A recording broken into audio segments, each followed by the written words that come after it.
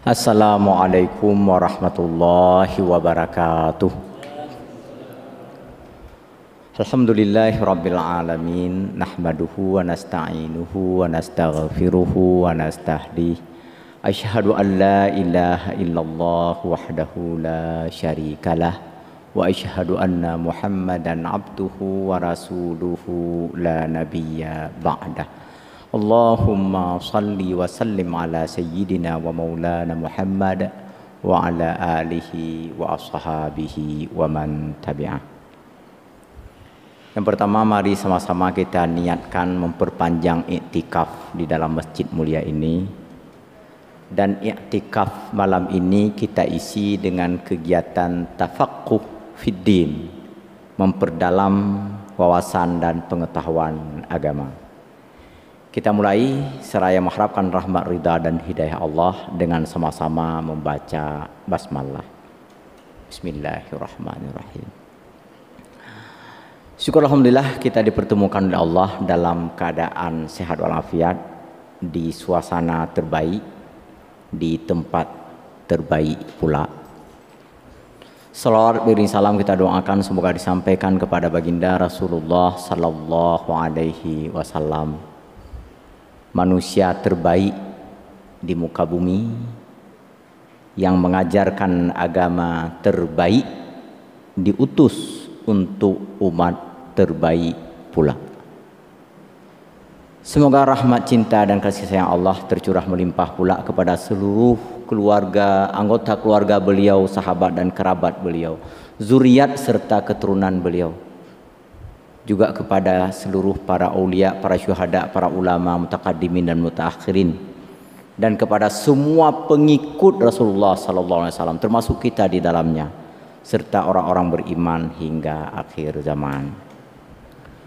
Bapak, Ibu-ibu, orang-orang tua saya, guru-guru saya yang saya hormati, hadirin dan hadirat yang dirahmati Allah.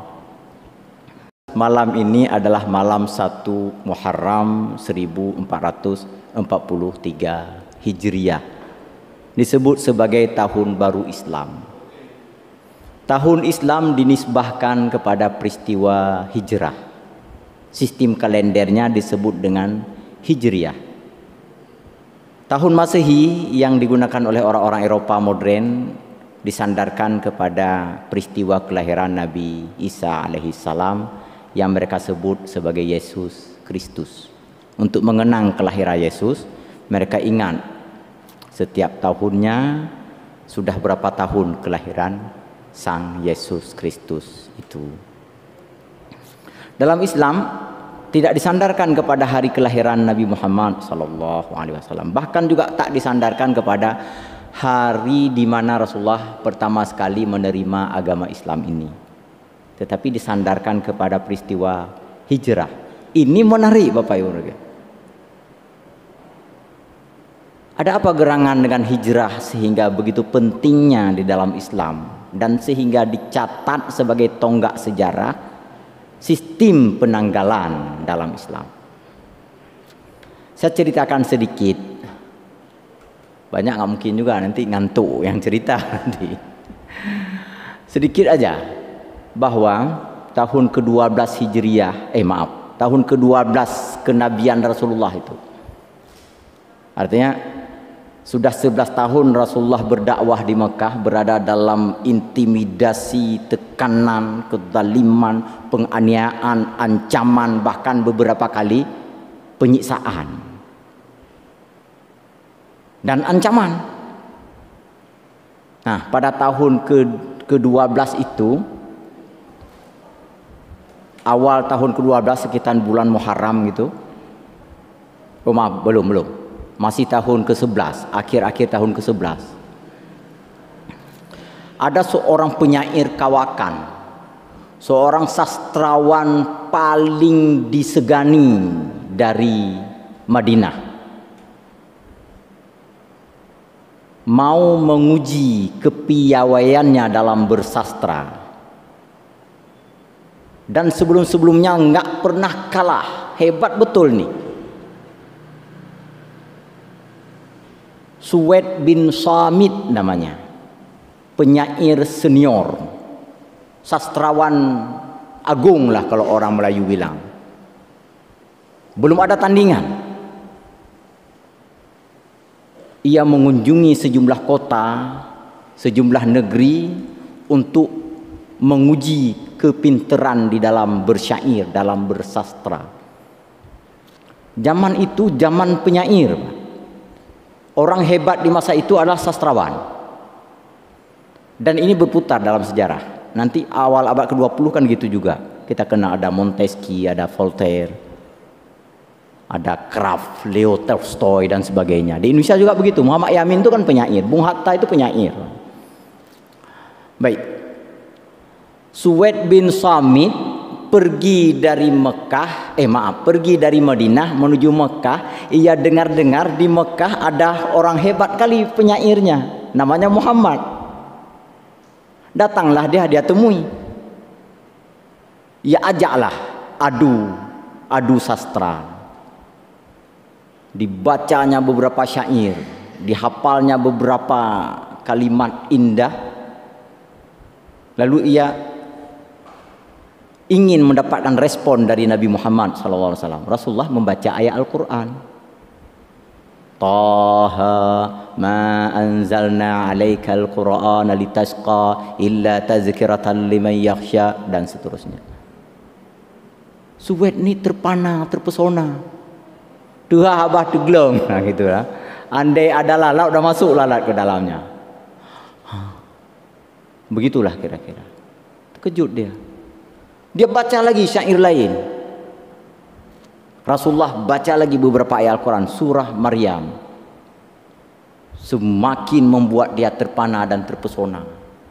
Jin mana yang mengajarmu bersyair sehebat ini? Katanya, bukan jin. Yang mengajarku adalah Allah Subhanahu wa Ta'ala.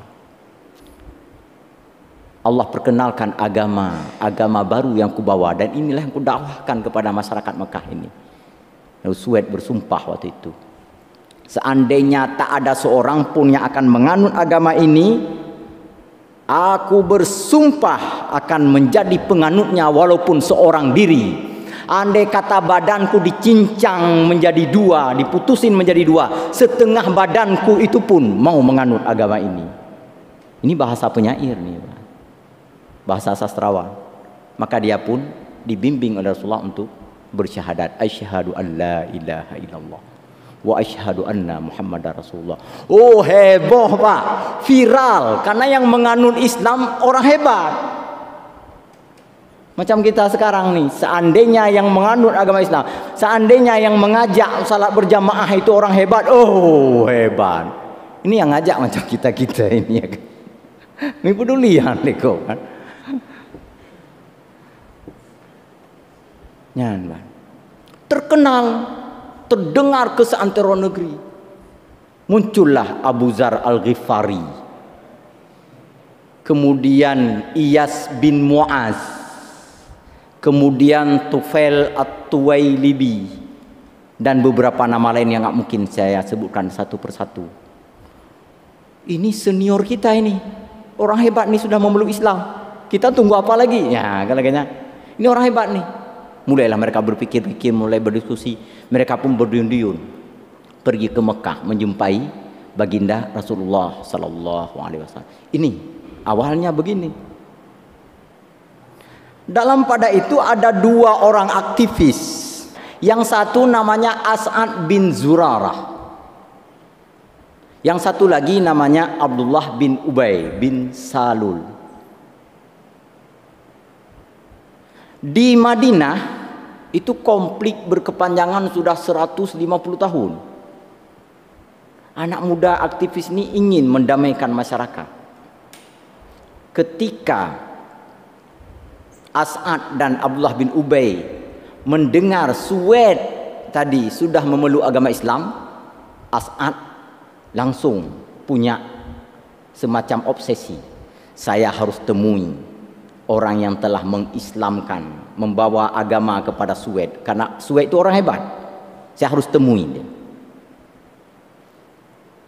Abdullah bin Ubay lain lagi.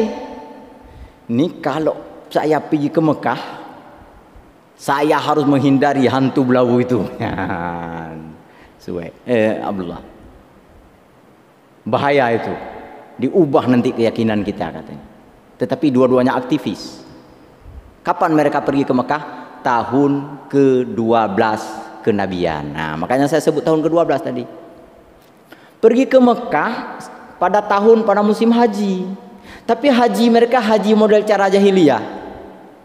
Mereka menyembah Lata dan Uzza, menyembah Manata dan seterusnya. Pergi mereka beramai-ramai. As'ad ada dalam rombongan haji. Sampai di Mekah, cari yang mana Muhammad itu ya, yang mana Muhammad itu ya. Didengar oleh anak buahnya Abu Jahal, hati-hati itu, hati-hati, hati-hati kalau ada yang nanya-nanya Muhammad, hati-hati, curigai, maksudnya orang berbahaya dianggap. Singkat cerita, As'ad pun memeluk Islam di hadapan Rasulullah Sallallahu Alaihi Wasallam pada tahun ke-12 kenabian. Abdullah bin Ubay menghindari bertemu dengan Rasulullah. Maka ia temuin Abu Jahal, Abu Sufyan, Abu Lahab, Abu Cimandu kan? Cuma Abu Najroh saja ya, abu-abunya. As'ad memeluk Islam, aktivis, anak muda, energik. Sempat-sempatnya ia mengajak 7 orang kawannya waktu itu, masih sama-sama muda, untuk bertemu dengan Rasulullah, memeluk Islam, dan mereka bersumpah setia dengan ajaran Islam. Inilah kalau anak muda ini. Makanya di Indonesia ada sumpah pemuda. Anak muda bersumpah di hadapan Rasulullah akan membela agama ini walaupun darah tumpah, nyawa meregang. Rasulullah terkesima dengan sumpah anak-anak muda yang baru memeluk agama Islam ini. Maka Rasulullah pun melafalkan bahwa yang ikut dalam bai'an Aqabah, sumpahnya di Aqabah. Bapak Ibu yang pernah ke Tanah Suci tahu Aqabah itu. Sumpahnya di Aqabah, maka disebutlah dengan Bai'ah Aqabah 1. Semua yang ikut bersumpah di Bai'ah Aqabah 1 bersamaku fil jannah, kata Rasulullah, bersama Rasulullah. Jangan pula Bapak Ibu nanti pergi ke Aqabah, aku bersumpah. Itu enggak pakai lagi. Ini Bai'ah Aqabah waktu itu. 7 orang anak muda pulang ke Madinah.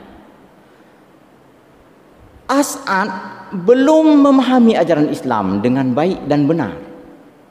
Oleh karenanya meminta kepada Rasulullah agar ditunjuk seorang guru yang akan mengajarkan dia dan kawan-kawan yang 7 anak muda semuanya, 6 kawannya lagi, untuk memahami ajaran Islam. Rasulullah mengirim seorang bernama Mus'ab bin Umair namanya. Mus'ab pun berangkat ke Madinah atas restu Rasulullah, nginap di rumah As'ad bin Zurarah, mengajar juga di rumah itu, dan keliling ke beberapa tempat di Madinah. As'ad sangat provokatif, maksudnya sangat berpengaruh, anak muda, sangat aktif. Terus ia cari orang agar bertambah pemeluk agama Islam. Disebutkan dalam waktu 2 hari 100 orang sudah belajar dengan Mus'ab bin Umair, bersyahadat dan memeluk agama Islam. Tahun ke-13, tahun berikutnya, mereka ramai-ramai naik haji. Kalau orang-orang Madinah lain naik haji versi jahiliyah, maka yang bersama As'ad dan Mus'ab bin Umair ini naik haji dengan cara Islami, tak lagi menyembah berhala, walaupun di situ masih tergantung patung berhala.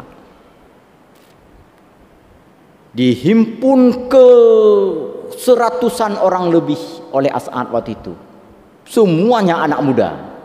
Di hadapan Rasulullah mereka kembali mengulangi peristiwa setahun yang lalu.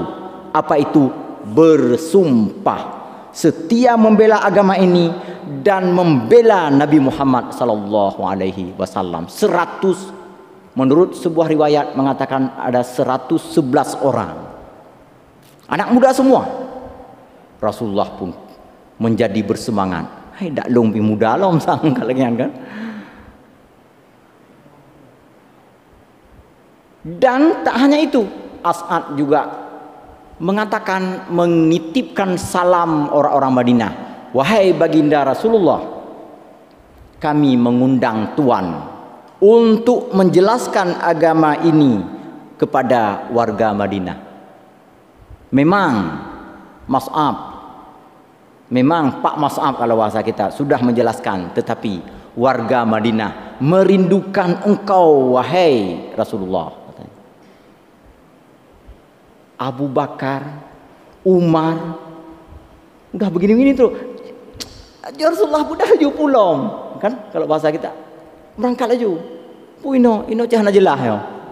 Di Mekah ini disiksa, diintimidasi, dikejar-kejar, dicerca, dicela. Ayo berangkat. Apa jawab Rasulullah? Sabar. Belum ada perintah Allah Subhanahu wa taala. Belum ada perintah. Karena belum ada perintah, maka ke 100 anak muda tadi terus pulang ke Madinah. Dalam kepulangan mereka, di setiap tempat mereka singgah, tak berhenti berdakwah, menyampaikan bahwa telah ada agama baru, agama yang benar, agama yang mengajarkan keesaan Allah. Maka rentetan perjalanan dari Mekah ke Madinah yang mereka singgah, itu orang-orang terus mengenal agama Islam ini. Abu Jahal pulang dari Syam, dari Damaskus, melapor kepada Utbah. Waktu itu Utbah itu pemegang otoritas nomor 1 di Mekah. Dia melapor bahwa bahaya nih, di sepanjang jalan saya sudah mendengar orang teriak-teriak Muhammad. Udah mulai orang bincang-bincang tentang Muhammad, bahaya nih. Pada babih ini. Maka dibuatlah pertemuan di Darun Nadwah namanya. Darun Nadwah ini sebuah balai, sebuah aula lah kalau bahasa kita, di sisi Ka'bah. Mereka undang lebih kurang 70 tokoh pemuka Quraisy. Bikin rapat tentang menyikapi informasi yang dibawa oleh Abu Jahal. Apa yang harus kita lakukan nih terhadap Muhammad? Muncul usul pertama, kita masukkan ke kerangkeng, kita pertama ngelancindra kerangkeng besi, kita jemur itu di tengah terik matahari. Nggak usah kasih makan, nggak usah kasih minum, biar mati kekeringan katanya. Kok bro lewat Mekah ya? Bro wadanya Indonesia lebih bro Mekah rupanya. Mekah bahasanya. Rupanya usul ini nggak disetujui. Kata yang lain, jangan. Itu kalau kita lakukan itu bertambah simpati nanti orang-orang terhadap Muhammad. Mereka datang diam-diam kasih makan, kasih minum, dan mereka akan memusuhi kita. Oh nyocin. Kalau begitu kita buang dia, kita buang ke Romawi sana, ke Eropa atau ke Persia sana. Bubek ijut boleh kena supaya hilang pengaruh dia. Dijawab yang lain. Kalau kita buang ke sana, nanti di sana dia berdakwah. Banyak pengikut. Udah banyak, dia datang ke sini balas dendam, habis kita semua katanya. Oh, bahaya. Kalau begitu, kata Utbah, kita potong-potong dia, kita kasih untuk anjing, anjingnya kita sembelih, setelah itu kita bakar lagi anjingnya. Oh, tingkat kebencian Utbah terhadap Rasulullah tinggi sekali. Nanti dibalas di perang Badar. Dibalas oleh Rasulullah di perang Badar. Kita potong, kita cincang, kita kasih untuk anjing. Setelah itu anjingnya kita bakar, debunya kita buang lagi ke laut. Coba bayangkan. Saking bencinya begitu. Dijawab oleh Abu Jahal. Nanti bagaimana kalau datang keluarganya, datang karib kerabatnya nuntut bela, datang orang-orang sukunya, bagaimana? Caranya begini. Yang memotong-motong dia itu ramai-ramai. Semua perwakilan dari semua suku-suku terbesar di Arab ini, di Mekah ini, semuanya ikut, pegang pedang semua.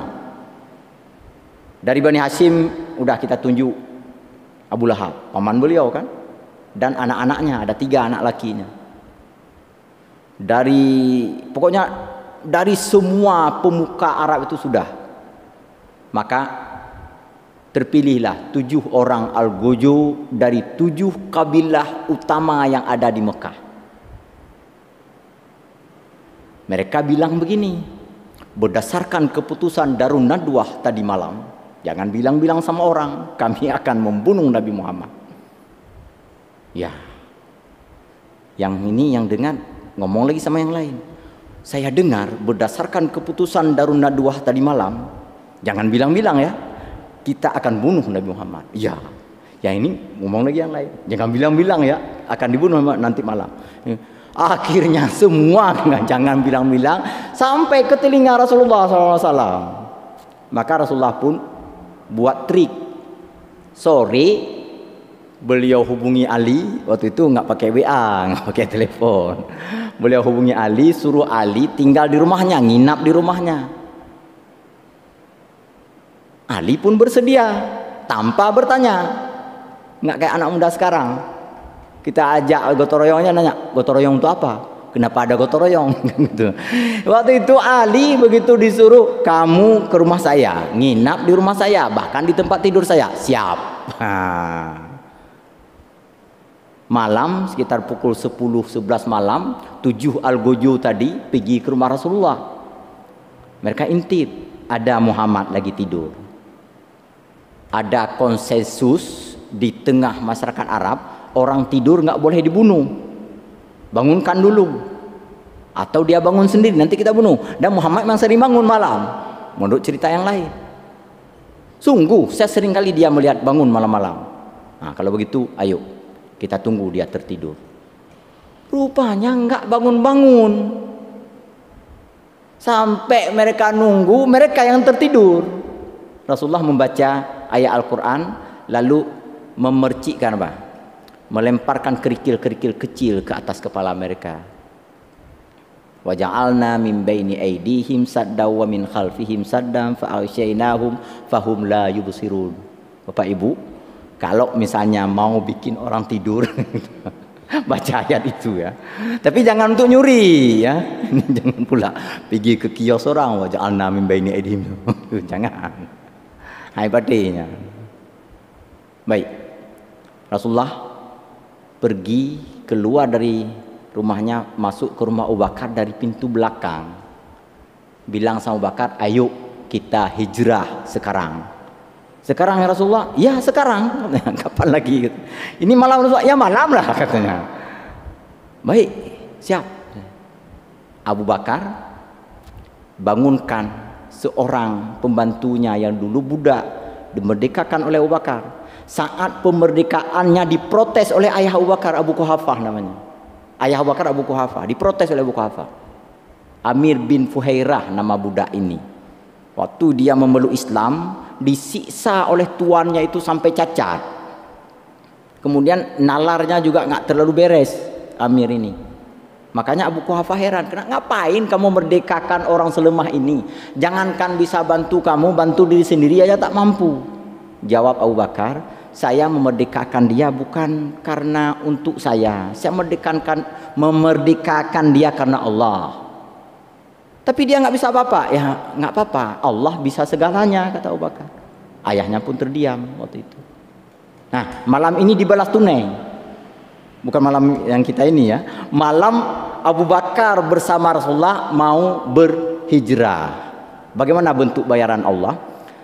Abu Bakar membangunkan Amir, bilang sama Amir, Mir, kalau bahasa kita, kami berangkat, jaga kambing. Siap Abu Bakar. Abu Bakar pun keluar, Amir pun keluar. Dibukanya semua kandang kambing, dibawanya gembala. Orang-orang di Mekah yang suka-suka begadang, yang main-main batu kalau bahasa kita, kan belum tidur, ditengok ngapain kambing malam-malam begitu. Oh Amir, biar aja. Namanya juga Amir bin Fuhairah, nggak ngerti apa-apa dia. Pergi lagi ke sana, ngapain Amir tengah-tengah malam bawa kambing? Ya namanya juga Amir. Dipotongnya kambing sedang dia gembalain tuh, udah pagi dipotong. Ya ngapain dipotong kambing di tengah padang pasir? Alah Amir apa dipikir-pikir kali. Rupanya kambing dipotong dia bakar dikasih untuk Rasulullah. Kambing diperah, susunya dikasih untuk Rasulullah dan Abu Bakar. Orang bilang, Amir ini nggak berbahaya orangnya. Sekarang kita cari Rasulullah, ngapain sibuk dengan Amir? Jejak kaki Abu Bakar dan Rasulullah itu tertutupi oleh kambing-kambing yang digembalakan oleh Amir bin Fuhairah ini. Sekali lagi Allah bayar lunas semuanya kan. Allah bayar tunai. Makanya kita kalau bantu orang jangan berharap akan mendapatkan balasan dari orang yang kita bantu. Belum tentu sanggup dia balas kan. Bantulah seseorang karena Allah. Nanti Allah yang bayar, Allah yang ganti, Allah yang balas dengan balasan yang tunai, cash, tanpa kredit sedikit pun. Ini kejadiannya. Sampai besok, sampai 3 hari Rasulullah keluar dari rumahnya, orang-orang udah tahu bahwa Rasulullah akan pindah ke Madinah. Karena sebelum-sebelum ini banyak terdengar info dari perjalanan-perjalanan Abu Jahal ke Madinah. Orang-orang Madinah mengharapkan kehadiran Nabi Muhammad di sana. Pasti dia akan ke Madinah. Maka dicarilah, dilakukan sabotase perjalanan, diintai, dilakukan pengintaian 24 jam nggak henti-hentinya. Bahkan Abu Jahal menawarkan 100 ekor unta merah, unta terbaik waktu itu. Barang siapa yang dapat menemukan Muhammad hidup atau mati. Nah, menariknya Rasulullah itu bersama Abu Bakar perginya ini ya. Kalau Mekahnya letaknya, Mekahnya di selatan, Madinahnya di utara, Rasulullah bukan menuju ke utara, tetapi menuju ke selatan lagi. Nah, ini strategi ini. Makanya Gua Sur di Bukit Sur itu selatan kota Madinah itu, Pak. Bukan di utara. Padahal selatan kota Mekah. Padahal Madinah di utara. Sembunyi ke belakang ini. Amir di sinilah gembalakan kambing di selatan kota Mekah ini. 3 hari, 3 malam, nggak pulang-pulang Amir. Nggak aneh sama orang. Kenapa? Alah si Amir aja pun. Nah. Aneh wowo gue rabi kami malam rabi kami. Alah si Amir yang pun tak dumanya. Minta but untuk Amir rupanya itu. Malam dah dia memperkirakan Rasulullah udah lapar, potong lagi kambing. Dia perkirakan Rasulullah udah haus, perah lagi susu kambing, bawa ke bukit sana. Nggak ada yang perhatiin Amir ini.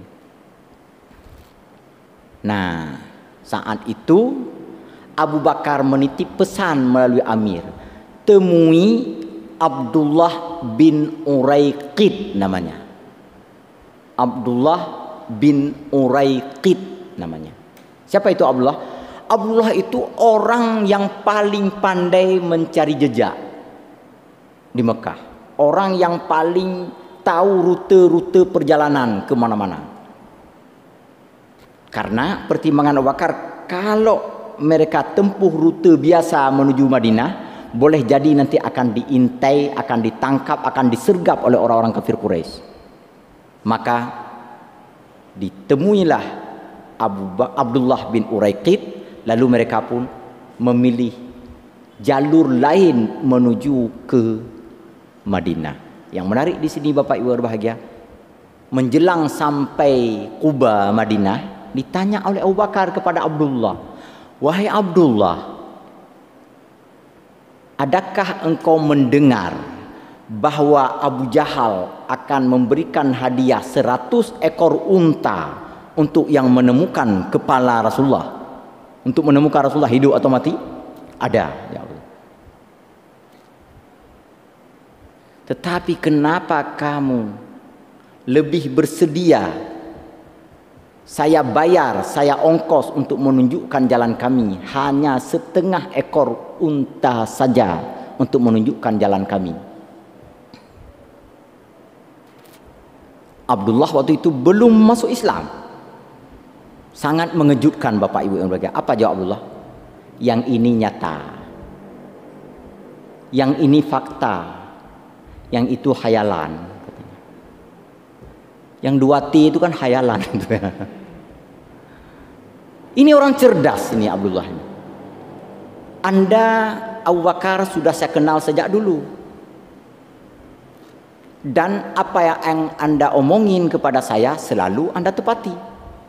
Anda janjikan kepada setengah ekor unta untuk menunjukkan rute perjalanan ke sana, saya tunjukkan sekarang. Dan sekarang sudah selesai saya tunjukkan, berikan bayaran kepada. Dan memang sudah diberikan waktu itu oleh Abu Bakar.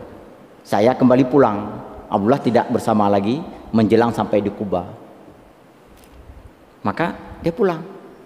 Ditanya oleh orang kepada dia, dari mana pergi? Bukan urusan kalian, urusan saya katanya. Saya cari rezeki, cari nafkah. Sederhana sekali. Kalau misalnya saya ikuti ajakan mereka, katanya 100 ekor unta, itu Bapak Ibu berbahagia. Di sisi lain juga dikisahkan oleh penulis kitab Ar-Rahiqul Bakhtum, namanya Safiur Rahman Al-Mubarakfuri. Itu mereka bikin kelompok-kelompok. Nabi Muhammad entah di mana, kelompok itu udah berkelahi dulu. Nyom-nyom tume Nabi Muhammad, unta serta boh mendume. Ilong siplo. Ilong siplo, oh ilong hangute, ilong haru 20 katanya. Karena ilong lebih Tuhan. Oh hanju menang katanya. Yang meloli nanti ke. Baru satu kelompok. Kelompok lain begitu juga. Ketika antar kelompok ini ketemu, itu kalau kita ketemu Nabi Muhammad, itu untuk kami 50 kelompok kami. Jawab mereka, nggak bisa. Untuk kami 60 kata. Kamu dah mina. Yang dua hati yang kelengan Pak. Yang ndak muna ya. Pulau yang sebelah hati, yang mula sajanya. Makanya kalau ada yang pasti yang nyata, 2 JT picok sih laju. Jangan tunggu 2 hati Pak ya. Abdullah bin Uraiqi. Sampailah Rasulullah di Kuba, istirahat di sana. Dan pada saat itu hari Jumat, Rasulullah menunaikan salat Jumat di Kuba bersama orang-orang Islam lainnya yang juga telah sampai di Kuba. Bapak Ibu, ada satu yang saya lewatkan dari kisah tadi adalah bahwa begitu Rasulullah hilang 3 hari, maksudnya 3 hari Rasulullah bersembunyi di Gua Sur, orang-orang Mekah lain itu juga berangkat baik secara personal maupun berkelompok-kelompok menuju ke Madinah secara diam-diam, kecuali Umar bin Khattab. Umar bin Khattab nggak mau diam-diam. Beliau tanya kepada Rasulullah, apakah agama yang engkau ajarkan ini adalah agama yang benar? Iya. Apakah hijrah ke Madinah ini adalah perintah Allah? Iya. Nah, kalau memang ya, ngapain saya diam-diam? Maka Umar pun pergi jumpain orang. Siapa yang pingin terpisah kepala dengan badan, siapa yang pingin anaknya yatim, siapa yang pingin istrinya janda, tunggu saya di bukit itu. Hanya Umar bin Khattab yang berani terang-terangan. Selebihnya semuanya diam-diam. Utsman bin Affan diam-diam. Abdullah bin Mas'ud, Ubay bin Ka'ab, Abdurrahman bin Auf, dan banyak lagi sahabat-sahabat lain jalan. Dan mereka berkumpul di Quba. Quba termasuk wilayah yang sudah lebih banyak jumlah penganut agama Islam. Karena As'ad dan Mus'ab bin Umair tadi mengajarkan agama Islam untuk warga Quba. Dan Quba dekat sekali kan dengan Madinah. Sampai di Quba Rasulullah menunaikan salat Jumat, dan setelah salat Jumat Abdurrahman bin Auf memberikan jubah baru kepada Rasulullah. Rasulullah pun ganti jubah setelah salat Jumat, lalu menuju kota atau memasuki Madinah. Menunggang seekor unta, unta itu dipapah oleh beberapa sahabat lainnya. Termasuk As'ad bin Zurarah menjemput Rasulullah ke Quba. Orang-orang semuanya mengucapkan ahlan wa sahlan, marhaban, tala'al badru alaina, singgah di rumahku wahai Rasulullah. Kami akan menjadi mulia dengan kedatangan engkau wahai Rasulullah. Rasulullah menjawab, saya akan berhenti di saat unta ini berhenti. Saya akan tidur di mana unta ini menurunkan saya, kata Rasulullah. Saya akan menginap di mana unta ini menurunkan saya. Jalan turun unta, jalan. Sampailah ke sebuah tanah lapang, lampuh kalau bahasa kita. Di situ ada pohon kurma udah tua, nggak berbuah lagi. Kemudian banyak rerumputan berduri. Disitulah unta berhenti. Kaki menderum apa? Dia pun unta menundukkan merebahkan badannya ke bawah. Turunlah Rasulullah di situ. Rasulullah bertanya kepada orang-orang yang mengikuti perjalanannya, ini tanah punya siapa? Dijawab, itu punya anak yatim 2 orang, ditinggalin oleh kedua orang tuanya. Kalau begitu, panggil anak yatim itu ke sini. Rasulullah merogoh kantongnya lalu membeli tanah anak yatim ini. Rupanya nggak cukup uangnya. Maka dibantu oleh Abu Ayyub Al-Ansari. Sekaligus Abu Ayyub mengajak Rasulullah untuk nginap di rumahnya. Rumah terdekat dengan tanah kosong itu adalah rumah Abu Ayyub Al-Ansari. Menginaplah Rasulullah di rumah Abu Ayyub Al-Ansari. Selesaikah semua persoalan? Belum. Orang Quraisy di sana naik darah semuanya. Macam mana caranya ini berbahaya nih. Mungkin 2 tahun 3 tahun mendatang dia akan balik ke sini, akan perangi kita, akan serang kita, akan bunuh kita, akan siksa kita sebagaimana kita menyiksa dia. Jawabnya nih, bagus. Apanya yang bagus? Bagus karena kita sadar diri, katanya kan. Karena dulu udah kita siksa dia, ya dia siksa kita, ya bagus lah, katanya kan. Bahaya ini. Sebelum terjadi apa, bunuh Muhammad terus. Maka malam kedua Rasulullah nginap di rumah Abu Ayyub Al-Ansari. Tengah malam Rasulullah terbangun. Suara gemerincing pedang, tang ting tang ting rang ring. Rasulullah terbangun, terkejut. Begitu Rasulullah bangun, beliau melihat sudah 4 jenazah terkapar di samping tempat tidurnya. Lihat kiri, lihat kanan, rupanya ada Sa'ad bin Abi Waqqas di situ. Siapa Sa'ad bin Abi Waqqas? Satu di antara panglima Rasulullah dalam berbagai peperangan. Dan Sa'ad bin Abi Waqqas ini diutus oleh Rasulullah untuk menyebarkan Islam ke Cina, ke Uighur. Bahkan ada juga catatan yang menyebutkan Sa'ad bin Abi Waqqas itu berdomisili terus-menerus di Cina sampai dimakamkan. Kuburannya ada di Cina. Ada juga mengatakan itu bukan kuburan Sa'ad. Sa'ad pulang ke Madinah. Ada Sa'ad lain maksudnya, bukan Sa'ad bin Abi Waqqas. Ada mahasiswa tanya ke saya, Sa'ad yang mana itu Pak Sona? Enggak tahu, saya bilang. Enggak lihat kita. Kan perlu itu. Ya sama seperti Hamzah Pansuri kita. Kita ke Singkil dibilangnya di Singkil kuburannya. Abdul Rauf Syah Kuala. Kita ke Singkil dibilangnya ke Singkil. Kita kemari ke Lunaga dibilangnya di situ kuburannya.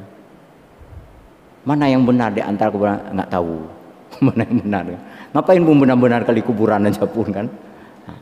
Begitu pula dengan Sa'ad bin Abi Waqqas. Yang mau saya sampaikan di sini adalah bahwa Nabi Muhammad pindah ke Madinah itu belum selesai urusannya. Yang pertama bahaya tadi, datang sewaktu-waktu, tengah malam buta, dikirim orang bersebu pasukan ninja untuk membunuh Nabi Muhammad. Alhamdulillah Allah lindungi dengan bantuan dengan memanfaatkan Sa'ad bin Abi Waqqas. Kemudian arus pengungsi dari Mekah ke Madinah bertambah dari hari ke hari. Sementara cadangan makanan, minuman di Madinah itu kan terbatas. Madinah itu bukan kota yang besar. Dia lebih cocok dikatakan sebagai kampung. Yang kehidupan masyarakat sangat bergantung kepada alam. Mereka memelihara ternak, mereka menanam tanaman, mereka memetik kurma. Kalau curah hujan berkurang, maka pendapatan masyarakat otomatis berkurang. Ternak-ternak, hewan piaraan mungkin bakal mati. Mulai gelisah. Udah 2 persoalan. Yang ketiga, As'ad menjadi sangat akrab dengan Rasulullah. Ini tokoh aktivis muda Madinah masa depan. Abdullah bin Ubay bin Salul dengan demikian merasa tersisih. Sebelumnya disebut-sebut Abdullah ini akan menjadi pemimpin bagi orang Madinah. Maka ketika Rasulullah memasuki kota Madinah, ketika Rasulullah menetap di Madinah, orang-orang sudah mulai membesarkan Rasulullah. Dan Abdullah bin Ubay nggak mendapatkan tempat. Oleh karenanya maka Abdullah bin Ubay pun cari alternatif dia. Dia pun melakukan kontak hubungan ke Mekah terus menerus dengan harapan mungkin jadi komisaris nanti di sana mungkin kan. Karena kalau berharap dari Nabi Muhammad nggak dapat nih. Saingannya itu As'ad sudah sangat dekat dengan Rasulullah, nggak dapat apa-apa nih. Maka Abdullah pun berulang-ulang pergi ke Mekah. menginformasikan titik-titik kelemahan Rasulullah. Dan yang menarik, Abdullah bin Ubay masuk Islam di hadapan Rasulullah. Inilah yang diabadikan dalam Al-Quran. Wa idza laqul ladina amanu qalu amanna wa idza khalau ila syayatinihim qalu inna ma'akum innama nahnu mustahziun. Itulah Ubay, Abdullah bin Ubay. Kalau ketemu orang Islam dia mengaku memeluk agama Islam. Ketemu orang kafir dia mengaku saya pura-pura aja memeluk Islam itu. Nanji bube dua jab, jerekap dua muka, kenorap kedehrap, ban dua pat benalaba. Maka ini potensi berbahaya bagi Rasulullah. Karena segala kelemahan mereka itu ada yang ceritakan keluar sana.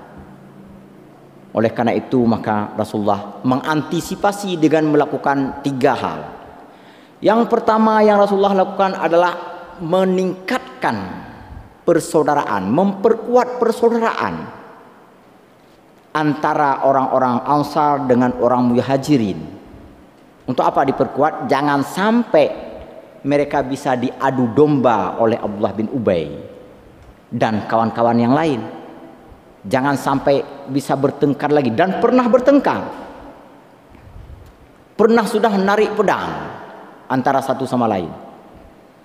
Dipersaudarakan oleh Rasulullah. Dibikin seakan-akan satu sama lain itu kayak adik kandung. Terkenal dalam sejarah Abdurrahman bin Auf dipersaudarakan dengan Sa'ad bin Rabi. Siapa Sa'ad bin Rabi? Orang paling kaya di Madinah pada waktu itu. Dipersaudarakan oleh Abdurrahman bin Auf. Abdurrahman bin Auf anak orang kaya di Mekah. Sa'ad bin Rabi orang kaya Madinah, anak orang kaya Madinah. Dipersaudarakan kan cocok tuh.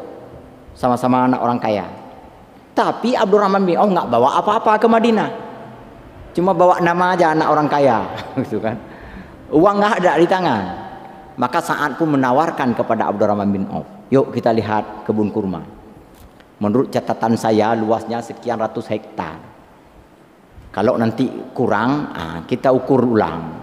Separuh untukmu, separuh tersisa untuk saya, kata Sa'ad. Apa respon Abdurrahman bin Auf? La bas, nggak usah. Saya punya 2 istri, katanya. Kalau kamu mau dengan salah satu istri saya ceraikan dia. La bas, nggak perlu, nggak usah.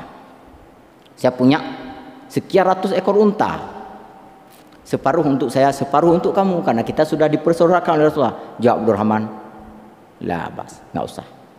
Kalau begitu apa yang bisa saya bantu? Tunjukkan di mana pasar. Atau gampang kali, dan ditunjuklah di sini pasar. Mulailah Abdurrahman bin Auf berdagang di sana, dan nanti Abdurrahman bin Auf menjadi orang kaya. Ini yang pertama. Yang kedua, yang dibangun oleh Rasulullah adalah masjid.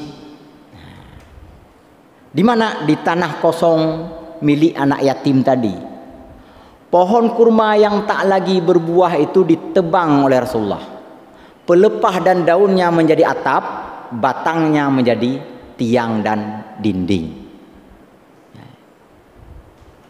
Luas masjid pertama waktu itu, jarak antara sudut kiri dengan sudut kanan lebih kurang 100 hasta orang dewasa. Kemudian panjang ke belakang juga dalam jumlah yang lebih kurang sama, 100 hasta orang dewasa. Masjidnya berbentuk bujur sangkar. Dibikin 3 pintu. Pintu kanan, pintu sebelah kiri, dan pintu utama di bagian belakang. Lantai masjid itu kerikil yang dipadatkan, lalu di atas kerikil ditabur pasir. Jadi kalau sekarang kita di marmar ini masih juga enggan ke masjid, nggak tahu lagi bagaimana caranya. Itu masjid Rasulullah. Di samping sebelah sana mihrab. Kalau saya sebelah kanan atau sebelah kiri masjid, disitulah Rasulullah bikin rumah kediaman beliau. Dan itu sah. Kenapa? Karena tanah ini dibeli oleh Rasulullah. Jadi Rasulullah pewakaf masjid pertama Itu benar begah. Siapa pewakaf masjid pertama? Haji Harun Misilumi. Salah juga, salah. Rasulullah mewakafkan masjid pertama untuk umat Islam. Ya. Di teras masjid dibikin kutab namanya. Apa itu kutab? Tempat anak-anak belajar membaca dan menulis. Iqra lah kalau bahasa kita. Makanya kalau ngajar anak-anak Iqra sekarang nggak usah cari gedung tinggi-tinggi, rumah besar-besar, di teras masjid saja supaya dia dekat dengan masjid. Orang tuanya ke dalam masjid belajar dengan Rasulullah, anaknya ditaruh di luar belajar bersama guru-guru tulis dan guru baca. Kira-kira 2 pekan kejadian seperti itu berulang-ulang. Oh belum. Sudah sepakat. Begitu diarahkan oleh Rasulullah, mulailah ditunaikan salat berjamaah. Bagaimana cara memberitahukan bahwa waktu salat telah masuk? Ada yang mengusulkan, kita bikin tiang bendera satu Rasulullah, kita taruh di depan. Begitu masuk waktu salat, naikkan bendera Indonesia. Enggak ada, naikkan bendera. Orang yang jauh tinggalnya dengan masjid protes, kalau saya nggak nampak bendera jauh dengan masjid. Kalau begitu, kata yang usul tadi, setiap kali masuk waktu salat kita hidupkan api, asap tinggi ke atas, membumbung ke udara, semua warga seluruh negeri bisa melihat. Jawab Abdullah bin Umi Maktum, saya nggak bisa lihat, beliau tunanetra, bagaimana api, bagaimana asap. Kalau begitu, kata yang lain, kita tiup trompet. Begitu waktu salat masuk, kita tiup. Nah, gitu. Rasulullah bilang, jangan. Itu tradisi orang Yahudi. Rasulullah kalau tahu itu tradisi orang nggak mau skip pun, nggak kayak kita. Dia makin tagok, makin galak ada.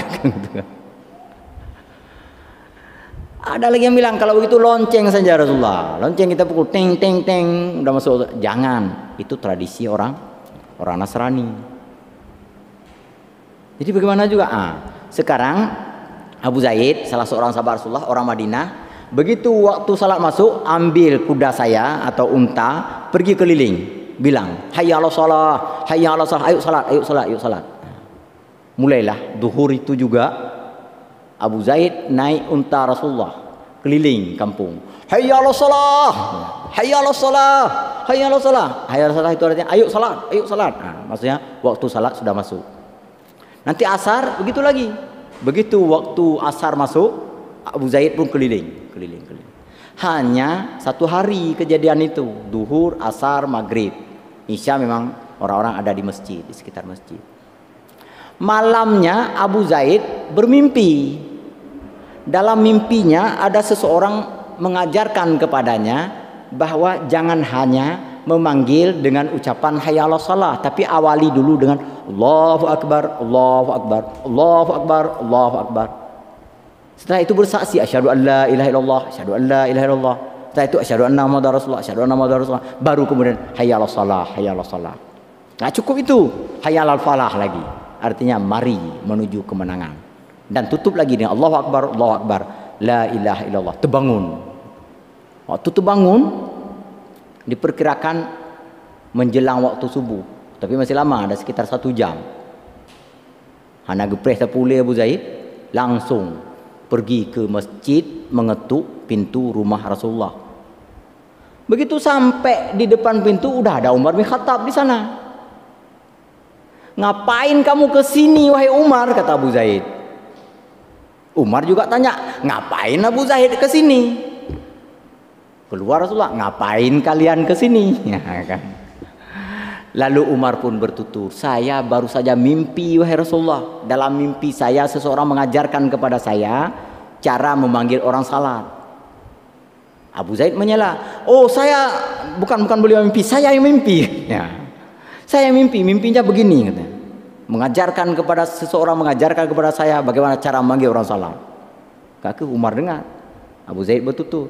Pertama, kata Abu Zaid, disuruh lafalkan Allahu Akbar. Kedua, kata Umar bin Khattab, disuruh lafalkan asyhadu an la ilaha illallah. Ketiga, asyhadu anna Muhammadar Rasulullah. Keempat, hayya 'alas shalah. Oh, kata Rasulullah, kalau begitu mulai subuh ini silakan cari tempat yang agak tinggi wahai Abu Zaid, kumandangkan kalimat-kalimat itu. Mulailah Abu Zaid, muazzin pertama Rasulullah, mengumandangkan azan pada subuh hari itu. Besok duhur muncul orang-orang, sayalah yang azan, saya aja, suara saya lebih keras. Lalu Rasulullah mempersilahkan Ubay bin Ka'ab, seorang qari yang sangat indah suaranya, dan menjanjikan kepada setelah itu Bilal bin Rabah, kemudian meminta Abu Zaid dan Ubay untuk bersedia memberikan hak kumandang azan ini kepada Bilal bin Rabah. Abu Zaid pun bersedia dan Ubay bin Ka'ab pun bersedia. Jadi 3 muazzin Rasulullah itu. Abu Zaid sekali, Ubay bin Ka'ab sekali azan. Dan setelah itu Bilal bin Rabah, terus menerus sampai Rasulullah wafat.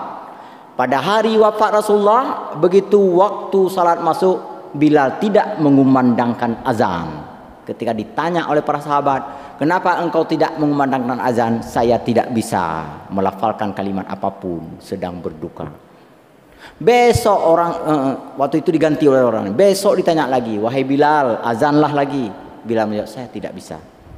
Lusanya dan seterusnya, sampai nanti pada masa cucu Rasulullah Al-Hasan, sepeninggal Ali bin Abi Thalib, rindu betul ingin mendengar suara Bilal. Waktu itu Bilal sudah tua. Awalnya Bilal tidak bersedia, tetapi Al-Hasan terus mendesak, saya ingin sekali mendengar Anda wahai Tuan Bilal mengumandangkan azan yang sering saya dengar dulu di masa saya kecil. Maka Bilal pun naik ke atas menara lalu mengumandangkan azan, dan itu adalah azan terakhir. Tak selesai azan, tak sampai turun ke masjid, Bilal pun meninggal di atas menara tersebut. Bapak Ibu berbahagia, ini kisah sejarah terkait dengan masjid. Inilah hijrah, membangun persaudaraan. Lalu kedua, membangun masjid. Ada lagi Bapak, 2 pekan atau 3 pekan lebih kurang setelah permulaan salat berjamaah, ada orang yang buru-buru ke masjid dan buru-buru pulang dengan alasan jangan terlambat ke pasar. Tadi dengan alasan terlambat datang dari pasar. Mulailah Rasulullah menunjuk ke sebelah kanan masjid. Bawalah barang dagangan kalian ke sini. Yang mau berbelanja, belilah di sini. Jangan lagi berbelanja di pasar orang Yahudi Bani Quraidah. Maka jadilah pasar umat Islam di sekitar Masjid Nabawi, tepatnya di sisi kanan Masjid Nabawi. Mulailah orang berdagang di sana. Abdurrahman bin Auf secara bertahap menjadi orang kaya. Tahun kedua masa dagang Abdurrahman bin Auf sudah mencatatkan diri sebagai orang kaya dan menyatakan menyumbang untuk kepentingan perang Badar sebesar 8.000 dinar. 8.000 dinar kalau dikonversi ke uang sekarang, ada yang bilang itu sekitar 16 miliar. Itu fakta, itu nyata. Kan lagi 2 tim no. Langsung diserahkan oleh Abdurrahman bin Auf kepada Rasulullah untuk kepentingan perang Badar. Setahun berikutnya, persiapan perang Uhud, Abdurrahman bin Auf kembali menginfakkan 2 kali lipat dari infak dalam perang Badar tadi. Lebih kurang 32 miliar rupiah kalau dirupiahkan dengan angka sekarang. Dari mana semua itu? Dari berdagang. Dagang yang benar yang diajarkan oleh Rasulullah sallallahu alaihi wasallam. Maka kalau kita sekarang mengenang peristiwa Muharram, kita kenang disandarkan kepada peristiwa hijrah. Kalau kita mengenang hijrah, maka kita mengenang bagaimana masa-masa awal kehidupan Rasulullah di Madinah. Beliau bangun masjid, beliau bangun persaudaraan, dan beliau bangun pasar. Kuasai masjid, kuasai persaudaraan, kuasai pasar. Ada satu hadis terkait dengan persaudaraan. Ukhwatul akhirati khairum min kulli amalin. Persaudaraan atas dasar akhirat lebih baik dari segala amal, kata Rasulullah. Sahabat bertanya, apakah lebih baik dari salat 1000 rakaat? Iya, jawab. Apakah lebih baik dari berpuasa setiap hari sepanjang tahun? Iya. Apakah lebih baik daripada haji dan umrah? Iya. Apakah lebih baik dari jihad fisabilillah? Iya. Maka jagalah persaudaraan atas dasar akhirat, karena di situ ada kebajikan. Jangan atasnamakan agama untuk kepentingan apapun dengan cara memutuskan persaudaraan sesama umat Islam. Itu yang diwariskan oleh Rasulullah. Begitu agungnya, begitu luhurnya, begitu bernilainya persaudaraan sesama umat Islam. Bapak, ibu-ibu, guru saya, orang-orang tua saya hormati, hadirin dan hadirat yang berbahagia. Ini kira-kira sekelumit tuturan kisah cerita terkait dengan peristiwa hijrah. Lebih dan kurang saya mohon maaf. Kepada Allah sama-sama kita mohon ampun. Semoga iktikaf kita yang sudah kita niatkan tadi dicatat dan diridai oleh Allah Subhanahu wa taala. Amin ya rabbal alamin. Subhanakallahumma bihamdika asyhadu an la ilaha illa anta astaghfiruka wa atubu ilaik. Wassalamualaikum warahmatullahi wabarakatuh.